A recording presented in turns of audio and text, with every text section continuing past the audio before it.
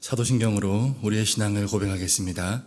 전능하사 천지를 만드신 하나님 아버지를 내가 믿사오며 그 외아들 우리 주 예수 그리스도를 믿사오니 이는 성령으로 잉태하사 동정녀 마리아에게 나시고 본디오 빌라도에게 고난을 받으사 십자가에 못 박혀 죽으시고 장사한 지 사흘 만에 죽은 자 가운데서 다시 살아나시며 하늘에 오르사 전능하신 하나님 우편에 앉아 계시다가 저리로서 산자와 죽은 자를 심판하러 오시리라.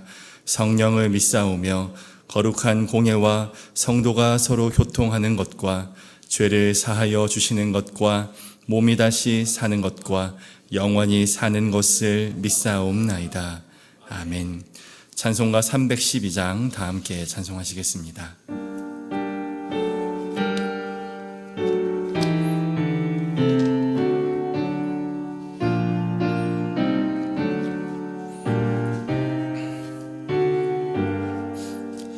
너 하나님께 이끌리어 일평생 주만 바라면 너 어려울 때 힘주시고 언제나 지켜주시리. 주 크신 사랑 믿는 자 그 반석 위에 서리라. 너 설레는 맘 가다듬고 희망 중 기다리면서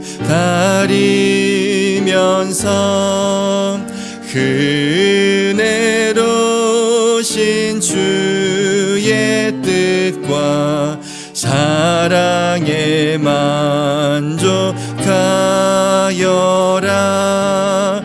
우리를 불러주신 주 마음의 소원 나신다.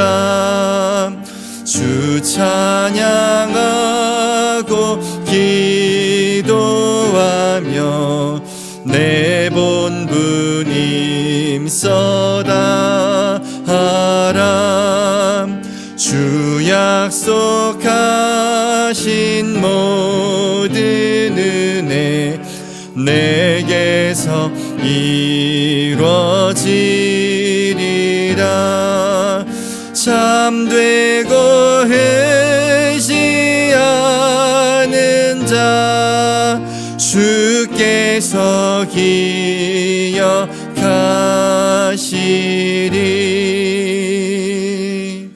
아멘. 오늘 새벽 하나님께서 우리에게 주신 생명의 말씀은 고린도전서 7장 32절에서 35절까지 말씀입니다. 고린도전서 7장 32절에서 35절까지 말씀을 저와 여러분이 한 절씩 보고 마지막 절은 함께 보도록 하겠습니다. 제가 먼저 보겠습니다. 너희가 염려 없기를 원하노라. 장가가지 않는 자는 주의 일을 염려하여 어찌하여야 주를 기쁘시게 할까 하되 장가 간 자는 세상 일을 염려하여 어찌하여야 아내를 기쁘게 할까 하여 마음이 갈라지며 시집가지 않은 자와 처녀는 주의 일을 염려하여 몸과 영을 다 거룩하게 하려 하되 시집간 자는 세상 일을 염려하여 어찌하여야 하나님을 기쁘게 할까 하느니라. 함께 보겠습니다. 내가 이것을 말함은 너희의 유익을 위함이요 너희에게 올무를 놓으려 함이 아니니 오직 너희로 하여금 이치에 합당하게 하여 흐트러짐이 없이 주를 섬기게 하려 함이라. 아멘. 오늘 새벽에도 하나님의 은혜가 저와 여러분에게 함께하기를 간절히 소원합니다. 고린도 교회는요, 당시에 여러 가지 문제를 가지고 있었습니다. 성도들 간의 당파가 갈리는 문제, 또 성도가 성도를 법정에 또 송사하는 문제, 덕에 관한 문제, 또 음행에 관한 문제, 이 모든 문제의 근원이라고 할 수 있는 또 복음을 정확하게 모르는 문제들의 문제들이 있었습니다. 고린도 전서는 이 문제들에 대한 바울의 답변이라고 할 수 있습니다. 고린도 전서 7장은 결혼에 관한 문제를 다룹니다. 무엇보다 우리가 오늘 읽은 이 본문은요, 7장 25절을 시작으로 계속해서 이어지는 내용입니다. 오늘 우리가 읽은 이 본문을 이해하기 위해서는 25절부터 시작된 이 본문의 내용을 알아야 하는데 짧게 살펴보겠습니다. 7장 25절은 처녀와 과부에게 주는 권면이라는 주제로 시작합니다. 26절에서 바울은 말하기를 임박한 환난으로 인하여 성도가 현 상태 그대로 지내는 것이 좋다 말합니다.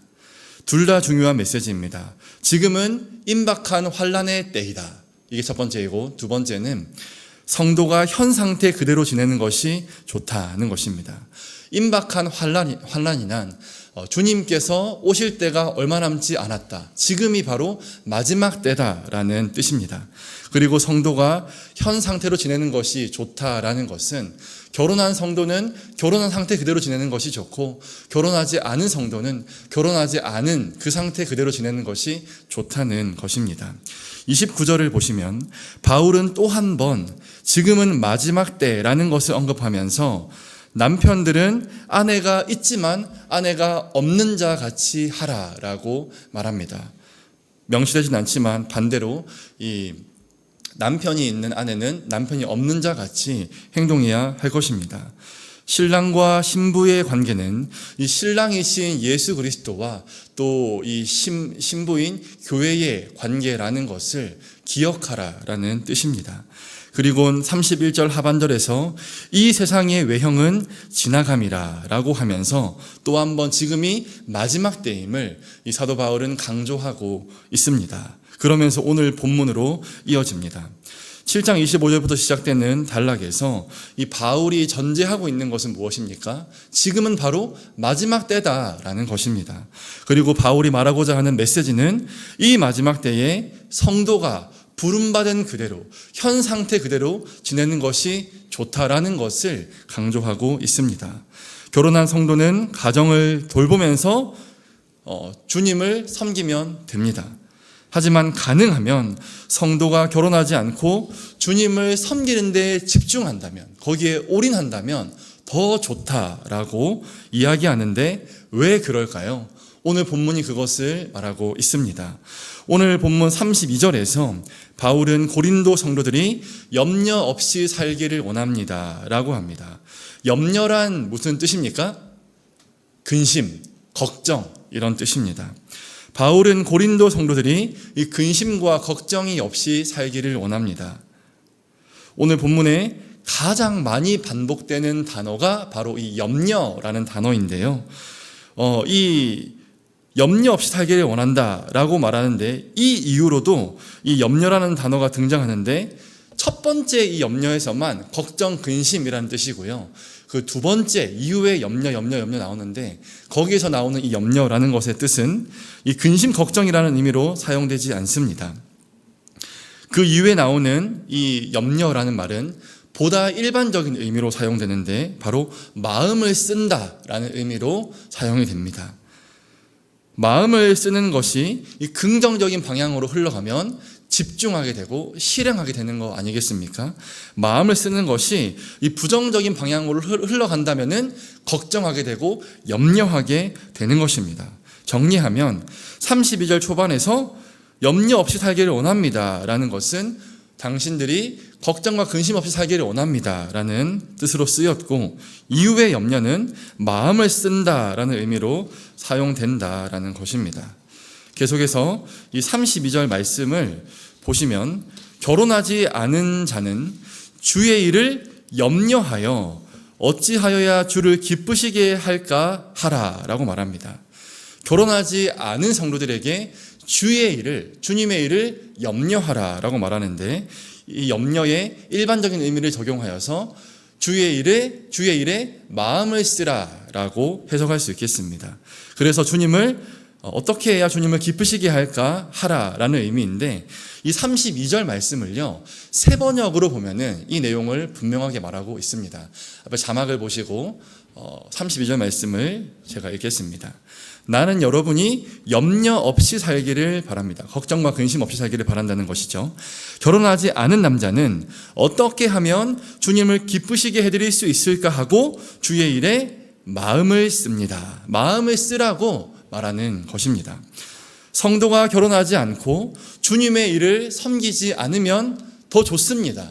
왜 그렇습니까?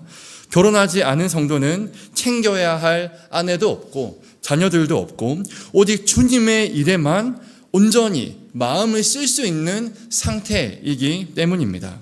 곧 이 마지막 때에 주님께서 오실 것이기에, 주님께서 오시면 모든 성도가 이제 육신의 이 부부 관계가 아니라 신랑 대신 예수 그리스도를 신랑으로 이렇게 맞을 것이기 때문에, 그와의 부부 관계가 될 것이기 때문에, 그래서 결국 신랑이신 그분과 신부인 내가 영원한 연합 가운데에서 영원한 사귐의 자리로 들어갈 것이기 때문에 가능한 주의 일에 마음을 쓰라라고 말씀하십니다.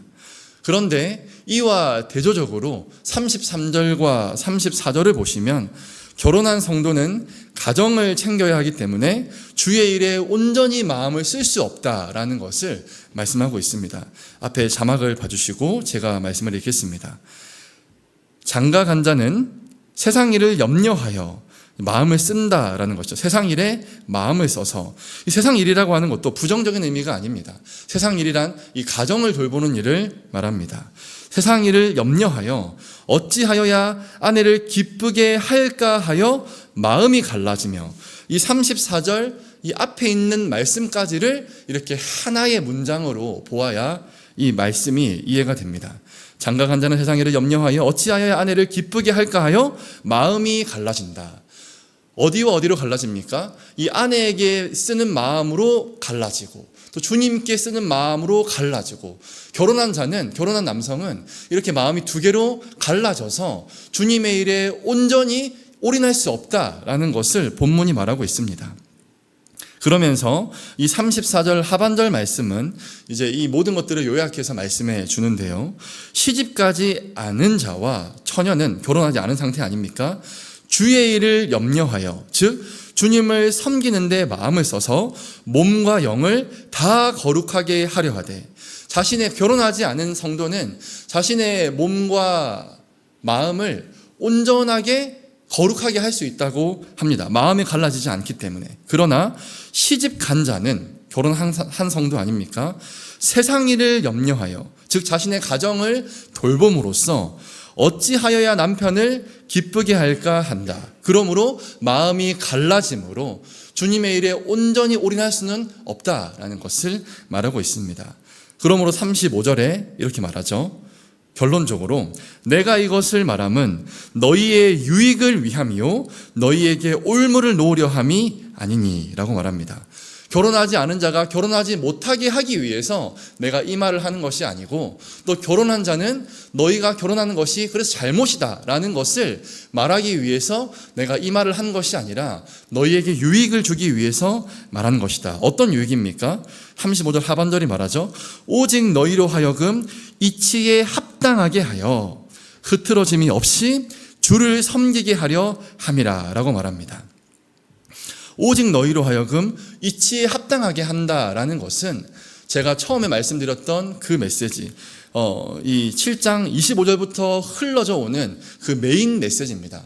마지막 때이기 때문에 성도가 지금 부르심받은 그대로 지내는 것이 좋다라는 것인데, 결혼한 자는 결혼한 그 상태로 부름받은 거 아니겠습니까? 그대로 지내는 것이 좋고, 또 가정을 잘 섬기면서 주님을 섬기는 것이 좋고, 결혼하지 않은 자는 결혼하지 않고 주님의 일에 올인하는 것이 그게 좋다라는 것을 말하는 것입니다. 입지에 합당하게라는 것은 그렇게 각자가 받은 대로 살아감으로써 주를 섬기게 하려는 것이다 라는 것을 말씀해주고 있습니다. 사랑하는 성도 여러분, 우리는 이 시대에 어떻습니까?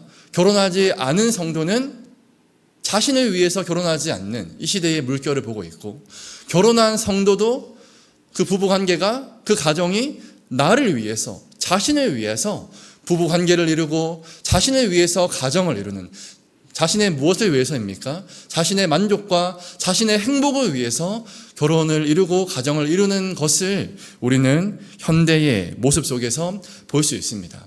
혼자이든 이제 부부를 가정을 이루든 사실은 주님을 위해서인데 그렇지 않은 우리의 모습을 돌아보고 오늘 본문이 말씀하는 것처럼 혼자로 있는 것도 주님의 부르심 가운데 있는 것이며 부부로 있던 가정으로 있던 주님의 부르심 가운데 그 자리에 있음을 우리가 오늘 이 말씀을 통해서 기억하면서 우리가 어떤 상태에 있든 주님을 섬기기 위해서 그 자리에 부름받았다라는 것을 우리가 기억하면서 오늘 하루 내가 혼자 있을 때이든 또 부부로서 가정으로 있을 때이든 주님을 섬기기 위해서 무엇을 할 수 있을까? 그것을 고민하면서 이 새벽에 주님께 구하면서 주님을 섬기기 위하여 오늘 하루를 살아가는 저와 여러분들 되시기를 간절히 축원합니다.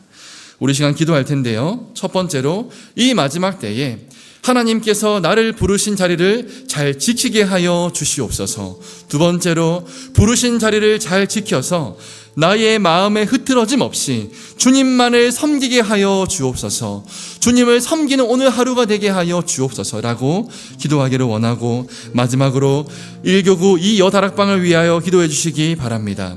하나님의 가장 귀한 존재로 만든 나 자신이 먼저 세워지도록 자신을 먼저 사랑하게 하여 주옵소서. 다 함께 기도하겠습니다.